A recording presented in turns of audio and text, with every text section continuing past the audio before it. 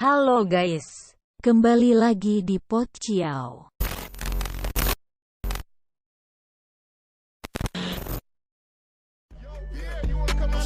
Hai semuanya, gimana nih kabarnya kalian? Semoga terus dalam keadaan yang sehat dan baik-baik saja ya. Walaupun masa pandemik seperti ini, jangan pernah lupa untuk jaga kesehatan serta tetap semangat ya teman-teman. Hari ini kita kembali lagi nih, yang pasti dengan tema dan pembahasan yang baru juga. Bener banget, yang pasti di tema kali ini setiap pembahasan yang akan kita diskusiin lebih seru dan gak kalah bermanfaat dari tema-tema sebelumnya. Kebetulan juga di tema 4 blended learning ini kita belajar tentang produk makanan di industri 4.0. Dari temanya bisa dilihat bagaimana penjualan suatu produk makanan di era 4.0 dan kegiatan yang sekiranya bisa kita lakukan di era tersebut. Di era 4.0 juga, kita wajib tahu banyak yang positif serta manfaatnya bagi diri kita sendiri maupun bagi orang lain. Nah, salah satu hal positif tersebut dapat kita lihat dari setiap materi yang akan kita bahas nanti. Ya udah deh, nggak perlu lama-lama lagi, kita langsung aja masuk di topik pembahasan podcast kita kali ini. Yuk, selamat mendengarkan ya teman-teman. Oke teman-teman, sekarang kita akan membahas materi bahasa Inggris. Dalam tema kali ini, materi bahasa Inggris yang akan dibahas adalah caption text. Caption text adalah tulisan singkat yang berada di atas, di bawah, atau di dalam gambar untuk melengkapi dan menjelaskan gambar. Fungsi sosialnya adalah sebagai pelengkap suatu gambar, menjelaskan momen yang ada pada gambar, dan memberi informasi dasar pada suatu objek. Kadang terdapat sisipan nasihat maupun motivasi di dalamnya. Oh, gitu ya. Kalau untuk struktur dan unsur kebahasaannya gimana tuh? Strukturnya terdiri dari opening atau pembukaan yang ditulis lebih besar supaya dapat menarik perhatian pembaca. Selanjutnya ada konten atau isi yang ringkas. Dan yang terakhir ada closing atau penutup. Biasanya berupa informasi tambahan yang belum terinformasikan. Untuk unsur kebahasaan podcast teks, biasanya itu ditulis dengan menggunakan simple present tense dengan kalimat sederhana yang mudah dipahami. Kira-kira contoh caption teks gimana sih? Aku bakal kasih contoh caption text yang terkait dengan tema kali ini. Aku fokus ke caption tentang junk food. Contohnya seperti keep your friends close, your enemies closer, and the junk food as far away as possible. Yang artinya adalah bahwa kita boleh dekat dengan sahabat kita, bahkan boleh dekat dengan musuh kita, tapi jauhi makan makanan junk food. Selanjutnya, kita akan membahas materi bahasa Indonesia tentang kritik sastra dan esai. Kritik sastra berguna untuk mengaji dan menafsirkan karya sastra secara luas. Sedangkan esai adalah suatu cara pandang terhadap suatu objek atau peristiwa atau apa saja dan tidak selalu terhadap karya. Kritik sastra dan esai merupakan dua hal yang berbeda kan ya? Maka kebahasannya juga pasti berbeda. Apa aja sih kebahasan kritik sastra dan esai? Kebahasan kritik sastra yang pertama perlu menekankan pada detail sehingga memakai kalimat yang kompleks. Terdiri dari anak kalimat dan induk kalimat. Selanjutnya, penggunaan kalimat konteks membutuhkan konjungsi atau kata penghubung. Bahasa yang baku sesuai kaidah bahasa Indonesia dan ejaan yang disempurnakan atau EYD. Dalam beberapa kritik akademi, penulisan kritik menyerupai karya ilmiah, gaya bahasanya menekankan pada argumentasi dan eksposisi. Dan yang terakhir, dilengkapi dengan rujukan atau referensi. Sedangkan kaidah kebahasaan esai yang pertama menggunakan kalimat yang efektif dengan susunan SPOK yang jelas. Selanjutnya menggunakan bahasa baku sesuai kaidah bahasa Indonesia dan ejaan yang disempurnakan atau EYD. Nah, tujuannya agar esai dapat dibaca, dipahami banyak orang. Pengungkapan ide atau gagasan disampaikan secara runtun dan logis, menghindari kalimat panjang yang bertele-tele. Gunakan kalimat pendek dengan pemakaian kata seperlunya, sehingga gagasan dapat dicerna dengan baik oleh pembaca, dan yang terakhir menggunakan kata rujukan atau referensi. Guys, tahu nggak sih kita tuh harus memiliki sifat yang adil dan jujur loh. Nah, adil tuh kita harus memiliki sifat berbagi, tapi harus sama rata, tidak boleh berat sebelah. Kalau jujur, itu misalnya saat kita ujian nih, kita harus jujur dalam mengerjakan tugas, nggak boleh nyontek.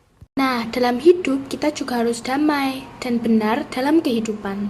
Lalu menurut kalian apa aja sih ajaran-ajaran gereja yang menjadi landasan bagi umat Katolik untuk memperjuangkan nilai tersebut? Nah, Ajaran gereja Katolik adalah hukum kasih Allah yang merupakan landasan dari segala hukum untuk mewujudkan nilai penting dalam hidup manusia. Bagaimana sih cara mewujudkan nilai-nilai kehidupan? Gampang aja caranya, kita bersikap sesuai dengan yang Tuhan ajarkan. Yops, jangan melakukan hal-hal yang menyimpang dari pesan Tuhan.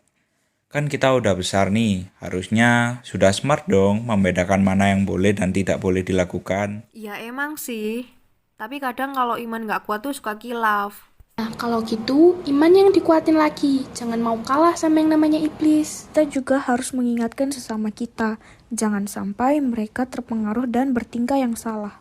Nah, jadi jangan lupa untuk berdoa dan beribadah kepada Tuhan. Pasti dong. Udah mau akhir tahun aja nih guys. Banyak-banyakin buat amal deh, hihihi. Usahakan tutup tahun 2021 ini dengan perlakuan yang baik. Kalian materi pembelajaran biologi di sekolah udah sampai amitosis, mitosis, dan meiosis belum? Aku tuh bingung cara bedain ketiga proses pembelahan sel ini. Kalian tahu nggak perbedaan yang paling terlihat? Dan apa aja sih masing-masing karakteristiknya? Karena dari apa yang sudah dijelaskan guruku melalui Teams kemarin, cuman sekedar definisi umumnya aja. Jadi aku nggak begitu tahu proses, perbedaan, ciri-ciri, dan lain-lainnya. Jadi, proses pembelahan sel itu umumnya dibagi menjadi 3, yaitu secara amitosis, mitosis, dan meiosis. Amitosis merupakan pembelahan sel yang tidak melewati fase-fase pembelahan, sehingga dapat dikatakan sebagai pembelahan langsung. Berbeda dengan pembelahan mitosis yang melewati fase-fase pembelahan sel, atau bisa disebut juga sebagai pembelahan tidak langsung. Jika pembelahan meiosis disebut juga sebagai pembelahan reduksi, karena hasil sel anakan memiliki setengah jumlah kromosom dari induk. Kurang lebih perbedaan ketiga pembelahan sel seperti itu, Loren. Intinya, dari ketiga pembelahan sel tersebut, bisa kita lihat perbedaannya dari proses dasarnya. Selain perbedaan, aku juga mau menambahkan terkait faktor-faktor yang dapat mempengaruhi pembelahan sel seperti karena daya penempelan atau sel bertumbuh, kerapatan sel, dan faktor pertumbuhan. Wah, ternyata kalian udah sangat menguasai materi yang terkait pembelahan sel secara amitosis, mitosis, dan meiosis. Kalian tahu nggak, kemarin guruku juga jelasin terkait tahap cara kerja pembelahan apoptosis itu dimulai dari fase protase, metafase, anafase, setelah itu telopase. Nah, biasanya proses ini juga terjadi pada sel somatik dengan tujuan untuk pertumbuhan, regenerasi, dan penutupan luka. Wah, ternyata dari pelajaran biologi yang sudah kita bahas sebelumnya juga punya keterkaitan dengan kehidupan kita sehari-hari ya. Sekalipun itu materi pembelahan sel. Tapi aku juga mau bahas materi PKWU yang gak kalah penting dan sangat dekat dengan kegiatan kita sehari-hari loh. Kalian berlima ada yang berkeinginan buka usaha makanan khas daerah gak? Aku kasih tips nih. Jika ingin membuka usaha itu, kita harus wajib memperhatikan harga jual produk dan laba. Oh iya, aku pernah dengar tuh kata-kata itu, Dam. Seingatku, untuk menentukan harga jual produk ada beberapa komponen biaya yang harus diperhatikan, yaitu biaya tetap dan biaya variabel. Biaya tetap atau fixed cost itu merupakan biaya yang tidak bergantung pada volume produksi. Selain itu, biaya variabel atau variable cost merupakan biaya yang bergantung pada volume produksi. Bener tuh kata Michelle, yang dimana jika kita ingin mencari harga jual produk, kita harus menentukan harga pokoknya terlebih dahulu. Harga pokok produksi sendiri bisa dicari dengan menggunakan rumus, yaitu hasil penghitungan biaya tetap ditambah dengan biaya variabel, kemudian harus dikali total sales atau total penjualan produk. Harga pokok produksi ini tujuannya untuk menghasilkan suatu produk hingga siap dijual di kalangan masyarakat. Tadi kan Adam juga sempat singgung soal laba bersih ataupun rugi ketika kita membuka usaha makanan khas daerah. Aku mau jelasin sedikit nih.